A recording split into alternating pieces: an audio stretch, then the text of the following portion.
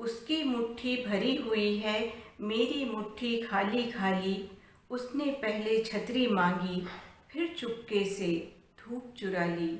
और वो चंदा है आसमान का, तारों से मन बहलाएगा। वो चंदा है आसमान का, तारों से मन बहलाएगा। उसको क्या मालूम पड़ेगा, रातें होती कितनी काली।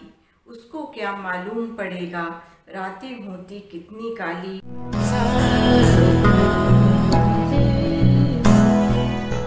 मैं डॉक्टर शरद सिंह साहित्यकार हूँ। कविताएं भी लिखती हूँ, कहानी भी लिखती हूँ, उपन्यास लिखे हैं और विविध विषयों में 50 से अधिक पुस्तकें मेरी प्रकाशित हो चुकी हैं, जिनमें इतिहास, विज्ञान आदि विभिन्न विषय शामिल हैं। मैंने एमए किया है, पीएचडी किया है। मेरी पीएचडी का टॉपिक है खजुराहो की मूर्तिकला का सौंदर्यात्मक अध्ययन। शायद मुझे एस्थेटिक्स हमेशा बहुत अच्छा लगा। सौंदर्य तत्व मुझे हमेशा आकर्षित करता रहा है, विशेष रूप से प्रकृति का, कला का, और इसीलिए खजुराहो की मूर्तियों के प्रति मेरा ध्यान आकृष्ट हुआ। चूँकि मेरा जन्म पन्ना में हुआ, हीरों की नगरी पन्ना, और वहाँ से खजुराहो बहुत नज़दीक था। तो जब भी कोई रिश्तेदार आते थे तो उनको खजुराहो दिखाने के लिए ले जाया जाता था। और जाहिर है कि बचपन में बच्चे साथ में जाना बहुत पसंद करते हैं, जिद करते हैं। मैं भी जाती थी और बचपन से ही खजुराहो के मंदिर देखती आई।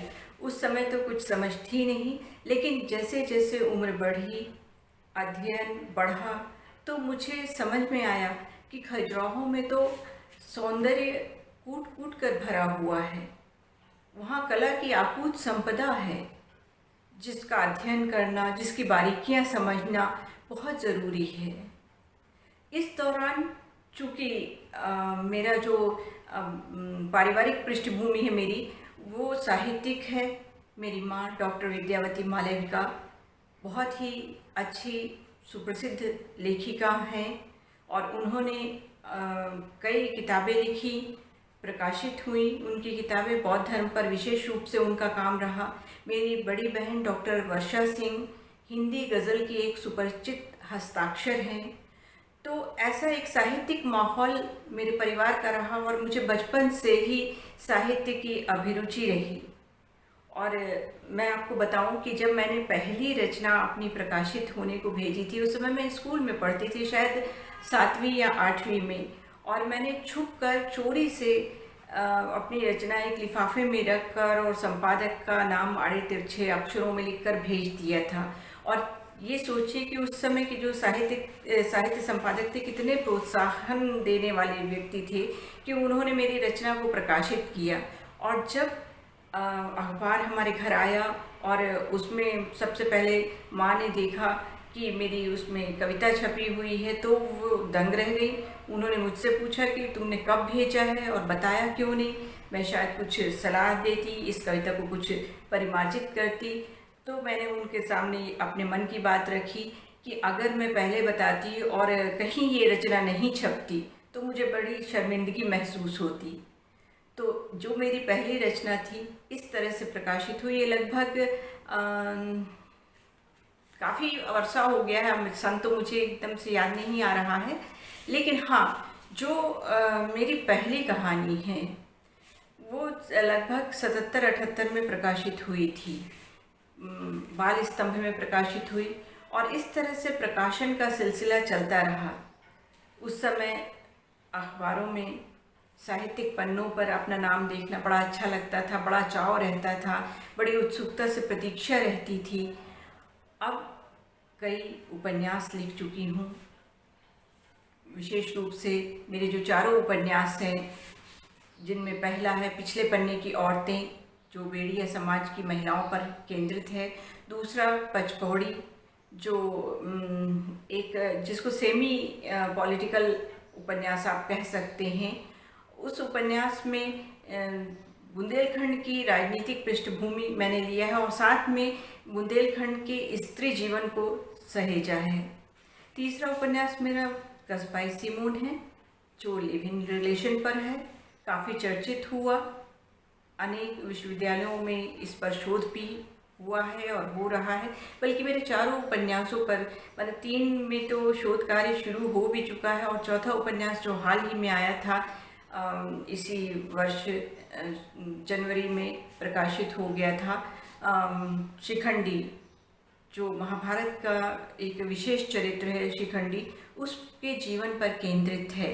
और एक नए एस्पेक्ट से, नई विचारधारा के साथ, नई दृष्टि के साथ मैंने शिखंडी के जीवन को उसमें प्रस्तुत किया है।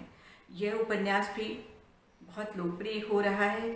अक्सर सोशल मीडिया पर मेरे पास ये जानकारी चाही जाती है कि ये उपन्यास कहाँ से मिल सकता है, क्योंकि कोरोना लॉकडाउन के चलते इस समय शॉप्स जो हैं, बुक शॉप बंद हैं, तो लोगों को वो उपन्यास फ़िलहाल मिल नहीं पा रहा है। तो इसलिए बहुत लोगों में उत्सुकता रहती है कि कैसे हासिल कर सकें।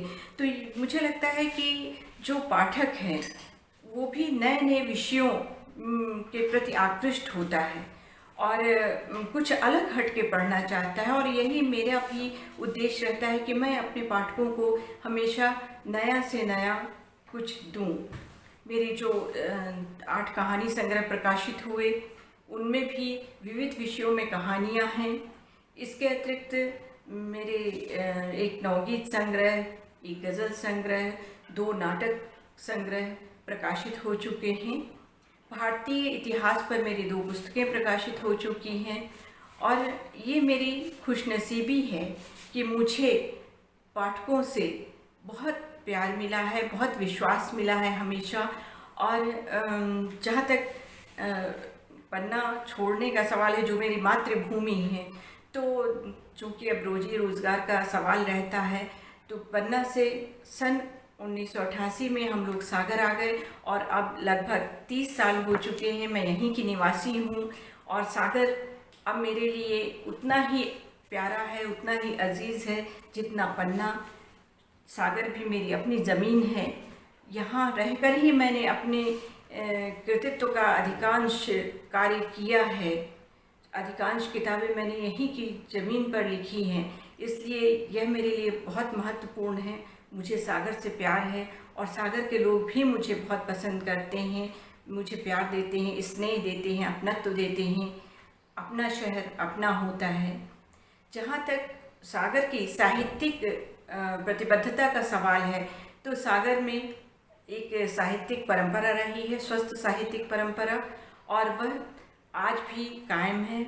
और मैं उम्मीद करती हूँ कि जो नई पीढ़ी है वह इस परंपरा को बखूबी आगे बढ़ाएगी। ये सच है कि सागर में अभी नवोदित उपन्यासकार दिखाई नहीं दे रहे हैं, लेकिन मुझे यकीन है कि धीरे धीरे उपन्यास विधा की ओर भी नवोदित जो लेखक हैं, रचनाकार हैं, वो आकृष्ट होंगे। मैं सभी रचनाकारों को बहुत बहुत शुभकामनाएं कहती हूँ। और मैं वरुण जी, आपको भी बहुत बहुत धन्यवाद करती हूँ कि आपने मुझे अपने बारे में, अपने दर्शकों से सब कुछ साझा करने का अवसर दिया। बहुत धन्यवाद। कविता अंदर की आवाज़।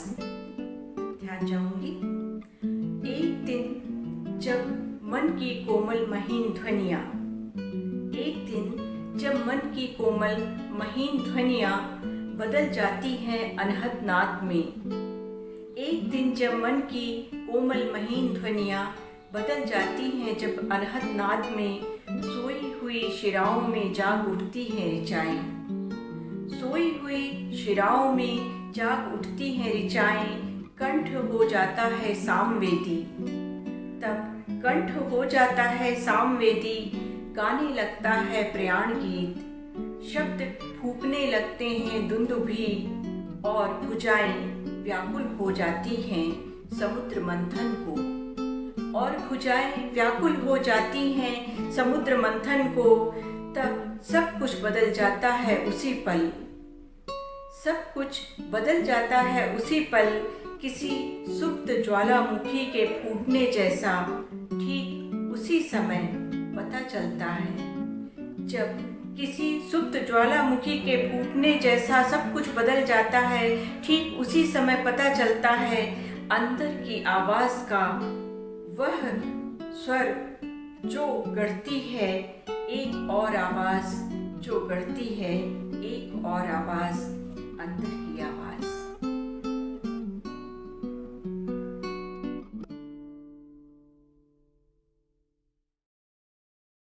एक गजल दे रही हूँ, ध्यान चाहूंगी। उसकी मुट्ठी भरी हुई है, मेरी मुट्ठी खाली खाली। उसकी मुट्ठी भरी हुई है, मेरी मुट्ठी खाली खाली। उसने पहले छतरी मांगी, फिर चुपके से धूप चुरा ली। उसने पहले छतरी मांगी, फिर चुपके से धूप चुरा ली। और वो चंदा है आसमान का, तारों से मन बहलाएगा। वो चंदा है आसमान का, तारों से मन बहलाएगा। उसको क्या मालूम पड़ेगा रातें होती कितनी काली। उसको क्या मालूम पड़ेगा रातें होती कितनी काली। और कौन पैरवी करता मेरी, कौन पैरवी करता मेरी, वो वकील था वो ही जज था। कौन पैरवी करता मेरी, वो वकील था वो ही जज था। उसने अपनी ही दलील पर अपनी पीनल कोड बना ली। उसने अपनी ही दलील पर अपनी पीनल कोड बना ली। और ये मक्ता। शरद रात है जितनी लंबी, शरद रात है जितनी लंबी, आंखें उतनी जागी जागी। शरद रात है जितनी लंबी, आंखें उतनी जागी जागी। सपनों ने भी जैसे उसकी यादों के संग लगन करा ली। सपनों ने भी जैसे उसकी यादों के संग लगन करा ली। उसकी मुट्ठी भरी हुई है, मेरी मुट्ठी खाली खाली। उसने पहले छतरी मांगी, फिर चुपके से धूप चुरा ली। उसने पहले छतरी मांगी, फिर चुपके से